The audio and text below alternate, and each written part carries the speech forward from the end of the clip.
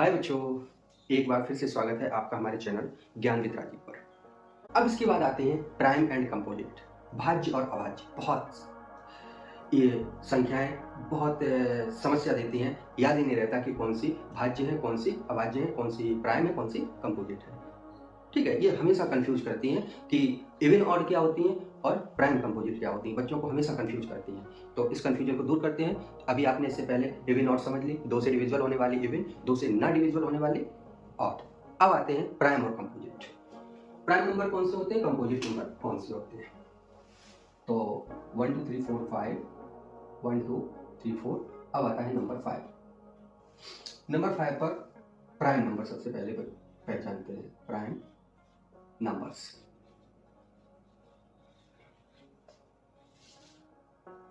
इन्हें बोलते हैं अभाज्य संख्या।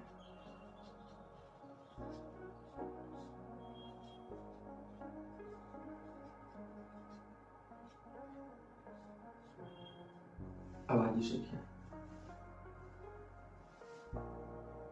और इन्हीं को हम ऋण संख्याएं भी कहते हैं। ऋण संख्याएं याद रखना है।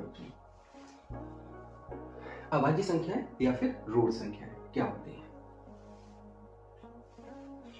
कुछ ऐसे नंबर्स होते हैं जो सिर्फ 1 और खुद से डिवाइड होते हैं। देखो, 1 से हर नंबर डिवाइड हो जाता है। 1 एक ऐसा नंबर है जिससे हर नंबर डिवाइड होने को तैयार है। कुछ नंबर्स ऐसे हैं जो 1 और अपने अलावा किसी की नहीं सुनते हैं।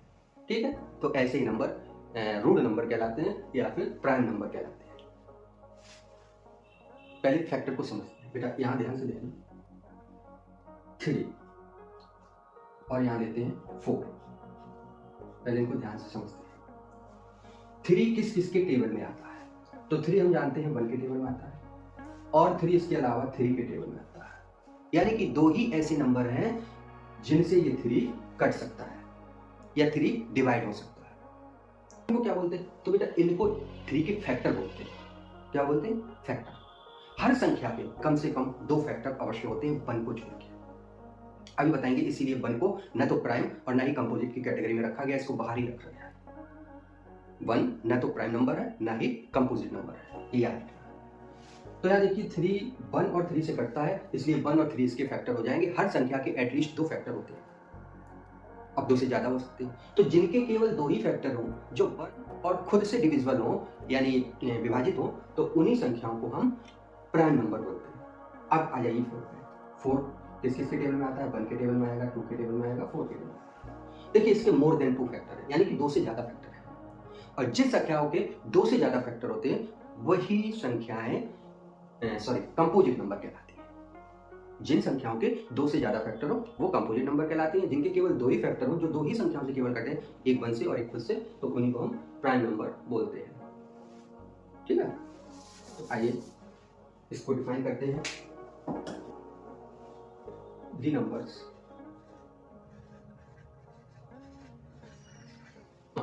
the numbers which having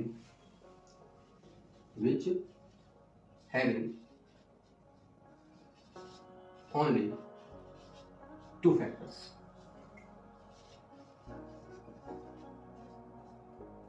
कौन कौन से, एक तो 1 एंड नंबर itself।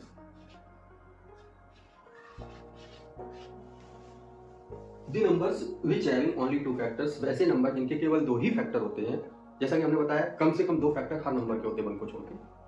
तो जिन नंबर के 2 फैक्टर्स होते हैं, यानी कि 1 और खुद नंबर, खुद वही संख्या है, तो उन्हें हम दे आर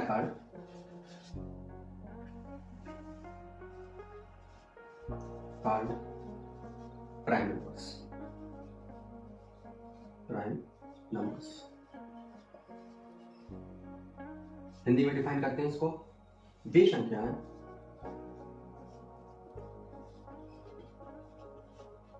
जिनके केवल 2 गुणनखंड होते हैं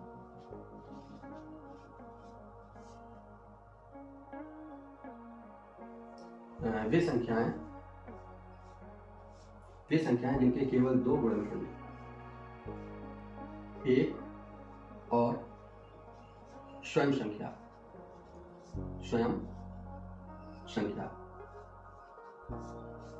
होते हैं, वे अभाज्य संख्याएं कहलाती हैं। संख्याएं कहलाती हैं।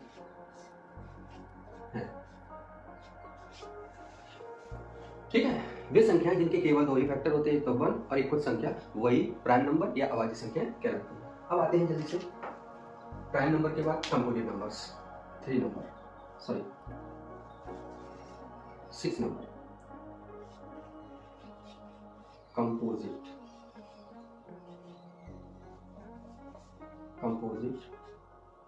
नंबर्स। भाज्य संख्या।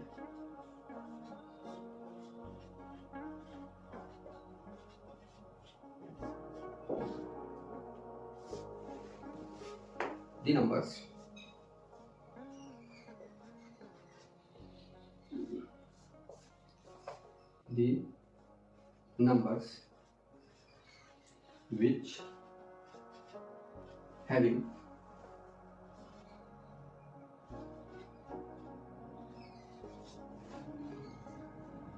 more than two factors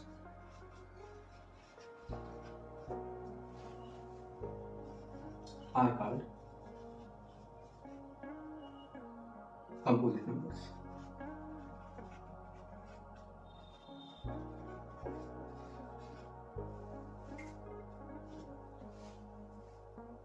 जिन संख्याओं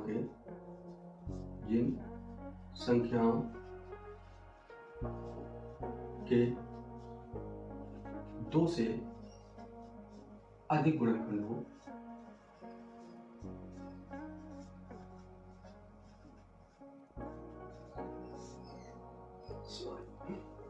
दो से अधिक गुणनखंड हो, वे भाज्य संख्याएं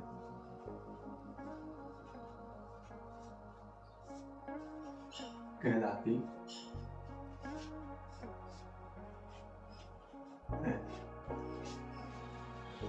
जिन संख्याओं के वे संख्याएं जिनके दो से अधिक फैक्टर होते हैं, जो दो से अधिक संख्याओं से डिविजिबल हो जाती हैं, जो 1 और खुद के अलावा अन्य किसी के भी टेबल में आ जाए, ठीक है, तो उन्हीं को कंपोजिट नंबर कहते हैं।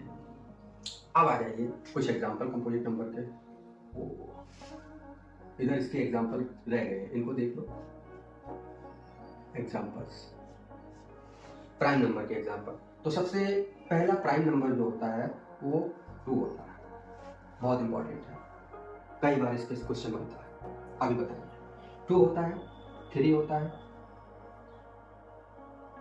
5, 7, इसके बाद 11, 13, 17, 19, 80।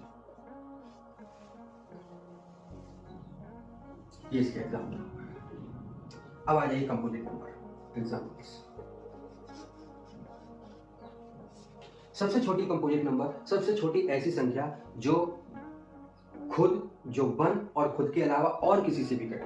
पहली बात तो 1 को बिल्कुल अलग रखो, 2 केवल 2 ही से कटती है, 3 केवल 3 से ही डिविजिबल होती है 1 के अलावा, 4 ऐसी नंबर है जो 1, 2 एंड 4 खुद से कट जाती है। तो सबसे छोटी जो कंपोजिट नंबर है वो 4 है।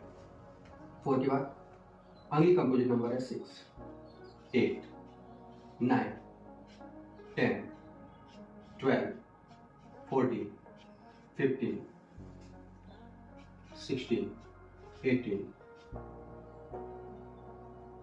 20, 21, 18। ठीक है, 4, 6, 8, 9, 10, 9 और नंबर तो जरूर है, लेकिन ये कंपोजिट नंबर है, क्योंकि 9 जो है वो 1, 3 और 9 इन 3 नंबर से कटती है। इसके 3 फैक्टर हैं। तो जिन भी संख्याओं पे एक बार रिकैप कर लेते हैं, जिन नंबर्स के केवल दो फैक्टर होते हैं, यानी कि जो नंबर्स केवल दो संख्याओं से कटती हैं, एक वन से और एक खुद से, उसे बोलते हैं प्राइम नंबर। वे संख्याएं जो वन और खुद के अलावा और किसी संख्याओं से भी, और किसी संख्या से भी या संख्याओं से एक से ज्यादा भी हो सकती हैं, उनसे कट जाए तो वो कंपोजिट नंबर कहते हैं। ठीक है, आप कुछ इसके ऐसे पॉइंट जो हमें हमेशा याद रखने हैं। रिमेंबर, फर्स्ट, पहला पॉइंट हमको क्या याद रखना है कि सबसे छोटी प्राइम नंबर जो है वो कौन सी होती है? 2। 2 सबसे छोटी प्राइम नंबर है।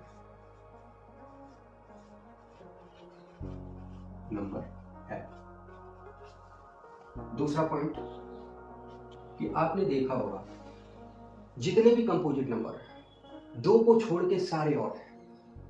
ठीक है, ये बहुत इंपॉर्टेंट है। 2 को छोड़ के सारे ऑड हैं कंपोजिट नंबर। 2 ही एक ऐसा इवन नंबर है जो इवन होते हुए कंपोजिट है। This is the even composite number. इसे सम अभाज्य संख्या कहते हैं। केवल एक, 2, एक अकेली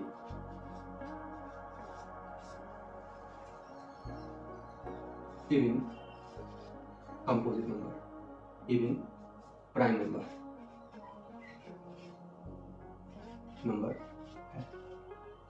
एक और पॉइंट, 4 सबसे छोटी कंपोजिट नंबर।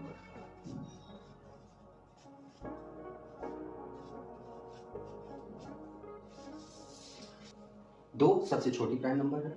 2 एक अकेली ऐसी संख्या है जो इवन होते हुए प्राइम है, और एक जो 4 है ये सबसे छोटी कंपोजिट नंबर है। नंबर के 7th टॉपिक क्या है? इंटीजर्स। अब इंटीजर्स क्या होते हैं? अभी तक जो भी नंबर हमने नेचुरल नंबर जो भी पढ़े उन सबका कलेक्शन होता है विद दियर नेगेटिव वैल्यूज। जितने भी नंबर अभी हमने पढ़े हैं इनकी नेगेटिव वैल्यू भी ले ली जाए, नेगेटिव नंबर्स भी ले लिए जाए, इनके जो वैल्यूज जीरो के साथ ले ली जाए तो वो जो है पूर्णांक कहलाते हैं। ठीक है, तो the set of zero, positive and negative numbers is called integers. शून्य, धनात्मक और ऋणात्मक सभी संख्याओं का जो समुच्चय या समूह होता है उसी को हम पूर्णांक कहते हैं। एग्जाम्पल के रूप में जैसे कि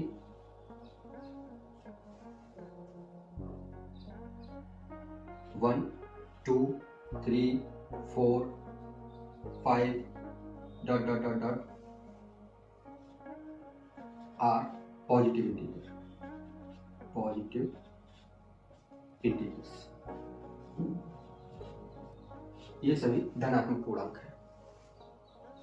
अब आ जाइए -1, -2, -3, -4, -5, ये ... ये सभी हैं वो negative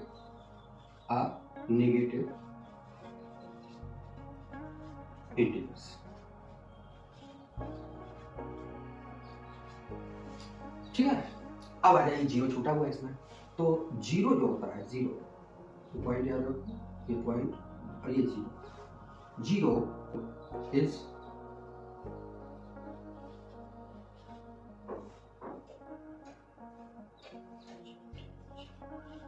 neither positive nor negative। Zero is neither positive nor negative. Zero ना तो धनात्मक पूर्णांक है और ना ही ऋणात्मक। जीरो को हमेशा जीरो लिखा जाता है, इसके आगे प्लस या माइनस कुछ नहीं लगता है, ये हमेशा याद रखना। ठीक है, लिख दीजिए जीरो ना तो धनात्मक और ना ही ऋणात्मक पूर्णांक है। ये जीरो के बारे में हमेशा याद रखना है। जीरो ना तो धनात्मक और ना ही ऋणात्मक पूर्णांक है। ओके, तो इंटीजर आपको क्लियर हुआ होगा। अब इसके बाद आते हैं इंटीजर के बाद रेशनल नंबर्स। 7 के बाद 8th जो नंबर की कैटेगरी है वो है रेशनल नंबर्स, यानी कि परिमेय संख्या।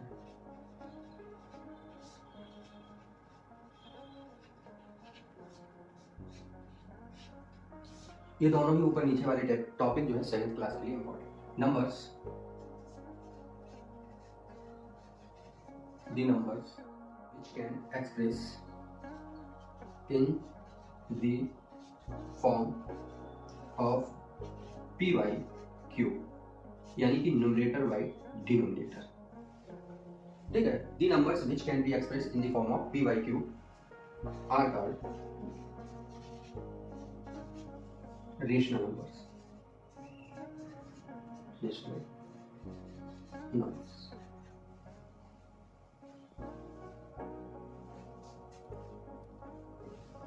where p and q are integers but q is not equal to 0। समझ, रेशनल नंबर उन नंबर्स को कहते हैं जिन्हें हम p बाई क्यू फॉर्म में, या हम दूसरे शब्दों में कह सकते हैं न्यूमरेटर और डिनोमिनेटर के फॉर्म में लिख सकते हैं, अंश और हर के फॉर्म में लिख सकते हैं, उन्हीं को हम रेशनल नंबर कहते हैं। जहां पर p और q दोनों ही इंटीजर या पूर्णांक होते हैं, और हमें पता है जब पूर्णांकों की बात आती है तो शून्य भी पूर्णांक होता है, तो q की जगह कभी भी शून्य नहीं होना चाहिए, q की जगह शून्य नहीं होना चाहिए। अगर q की जगह शून्य होगा तो उस संख्या की का मान जो है वो इन्फिनिट हो जाएगा, यानी कि वो कोई भी किसी तरीके की संख्या ही नहीं लगेगी। ठीक है, तो q की जगह 0 नहीं होना चाहिए। कुछ एग्जांपल देते हैं, एग्जांपल्स जैसे कि मान लीजिए 1 2 3 -1 -2 -3, इनके नीचे हर संख्या के नीचे हम 1 लगा के लिख सकते हैं p बाई क्यू फॉर्म में। ठीक, अब 1/2 पहले से p बाई क्यू फॉर्म में है, -1/3 -7/4, ये सभी जो है। इसके अलावा 0 को क्यों भूल रहे हो भाई, 0/1, कंफ्यूज मत होना, 0/1 एक रेशनल नंबर है, 0/1 एक रेशनल नंबर है, लेकिन 1/0 एक इन्फिनिट नंबर है। ये रेशनल की कैटेगरी में है, बट ये नहीं। हमेशा याद रखना q की जगह शून्य नहीं होना चाहिए। 0 हो गया, अब 0.5 7.15, और जैसे कि मान लीजिए 0.3333 इंफिनिट तक, ये भी एक रेशनल नंबर है, इसे भी p बाई क्यू फॉर्म में प्रेजेंट किया जा सकता है। इसे हम समझाएंगे एक दिन। जब कोई नंबर बार बार रिपीट होने लगती है तो उसको p बाई क्यू फॉर्म में या फ्रैक्शनल रूप में या रेशनल नंबर फॉर्म में कैसे लिखा जाता है, ये टॉपिक इंपॉर्टेंट है 9th क्लास के बच्चों के लिए। और जैसे कि √4, जैसे कि √9 etc, ये सभी रेशनल नंबर हैं। जिन भी नंबर के स्क्वायर रूट निकाले जा सकते हैं, क्यूब रूट फाइंड किए जा सकते हैं, वो सारे रेशनल नंबर होते हैं। ठीक है, क्योंकि इसकी value p by Q form में, क्योंकि √4 जो है जब इसका स्क्वायर रूट फाइंड करेंगे तो 2 हो जाएगा, और 2 को हम 2/1, 2 तो ये आपकी है ही। ठीक है, तो √4 का मान 2 हो जाता है, 2 को हम p बाई क्यू फॉर्म में रिप्रेजेंट कर सकते हैं, इसलिए √4 जो है वो रेशनल नंबर कैटेगरी में आते हैं। अब आते हैं इरेशनल नंबर्स। 9th,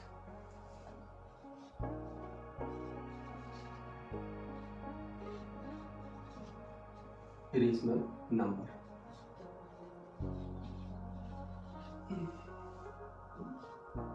अपरिमेय संख्या।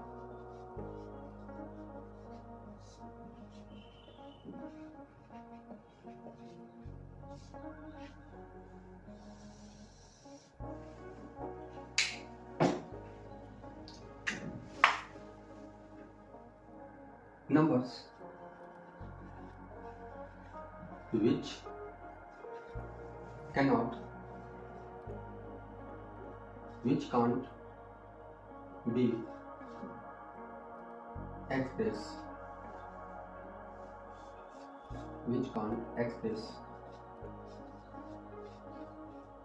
in p by q form. जो numbers p by q form में नहीं रिप्रेजेंट की जा सकती, उन्हीं को हम इरेशनल नंबर या अपरिमेय संख्याएं कहते हैं। कुछ एग्जांपल इनके, ऐसे नंबर जिनका कंप्लीट स्क्वायर रूट नहीं निकलता है, जैसे √2, √3, √7, ये सभी इरेशनल नंबर। इसके अलावा पाई, क्या पाई एक इरेशनल नंबर है, हमेशा याद रखना। बहुत से बच्चे डाउट में होंगे पाई की वैल्यू तो 22/7 होती है। पाई की जो वैल्यू है वो एग्जैक्टली इसको प्रूव करके दिखाया था आर्यभट्ट ने। क्यों? इसके बाद आते हैं पाई के बाद ऐसे नंबर पिछली बारी में हमने देखा जो रिपीट होते हैं नंबर वो रेशनल नंबर कैटेगरी में आते हैं, लेकिन ऐसे नंबर जो ना तो टर्मिनेट होते हैं कंप्लीटली और ना ही जो नंबर रिपीट होते हैं, ठीक है। देख लीजिए, जैसे कि मान लीजिए 0.10, 110, 1110, 11110, इस तरीके से ये पैटर्न चल रहा है। तो इसमें देखिए ना तो 1 रिपीट हो रहा है, ना 0 रिपीट हो रहा है, ना 11 रिपीट हो रहा है, ना 111, हर बार एक नंबर का पैटर्न बदल रहा है। तो ऐसे नंबर जो होते हैं वो इरेशनल नंबर या अपरिमेय संख्याओं की कैटेगरी में आते हैं। जो नंबर P/Q फॉर्म में या न्यूमरेटर अपॉन जो न्यूमरेटर बाय डिनोमिनेटर फॉर्म में नहीं प्रेजेंट किए जा सकते उन्हीं को हम अपरिमेय संख्या कहते हैं। 10th है 10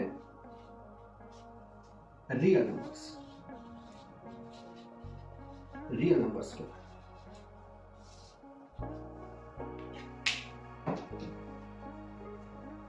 वास्तविक संख्या।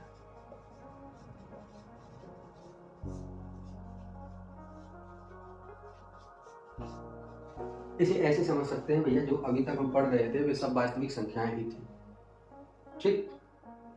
रेशनल नंबर में सारी ऊपर वाली संख्याएं आ गई, इरेशनल नंबर में थोड़ी सी अलग थी ऊपर की कैटेगरी से जो हमने पहले पढ़े थे, ठीक है। चाहे वो इवन नंबर, चाहे वो नेचुरल नंबर हो, चाहे होल नंबर हो, चाहे इंटीजर हो, सब कुछ रेशनल नंबर में आता है। इरेशनल जो हमने रेशनल और इरेशनल का जो कलेक्शन बनता है वही रियल नंबर होता है। रेशनल एंड इरेशनल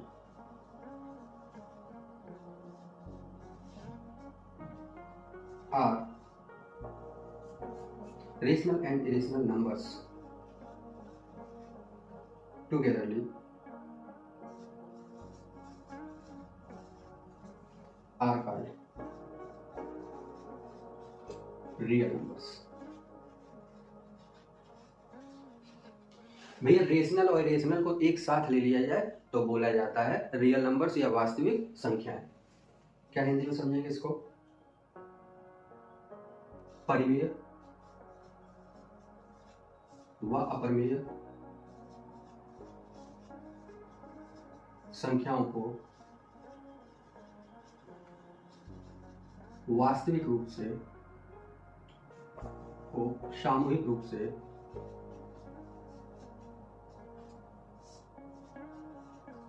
से वास्तविक संख्याएं कहा जाता है। संख्याएं कहा जाता है, ठीक है। परिमेय और अपरिमेय संख्याओं को सामूहिक रूप से ले लिया जाए तो वो वास्तविक संख्या कहलाती है। आई होप आपको समझ में आई होगी। आज हमने पूरा नंबर फैमिली को समझा दिया है। अगला टॉपिक जैसे कि हमने आपको बता दिया था, और एक आप लोगों से फिर से एक विनती है कि चैनल को सब्सक्राइब करें ज़्यादा से ज़्यादा, जिससे जो भी हम मेहनत करते हैं वो ज़्यादा से ज़्यादा लोगों तक पहुंच सके। तो आज के टॉपिक में इतना ही, वीडियो भी काफ़ी लेंदी हो गया है। तो मिलते हैं फिर अगले वीडियो में। नमस्कार, जय हिंद, जय भारत।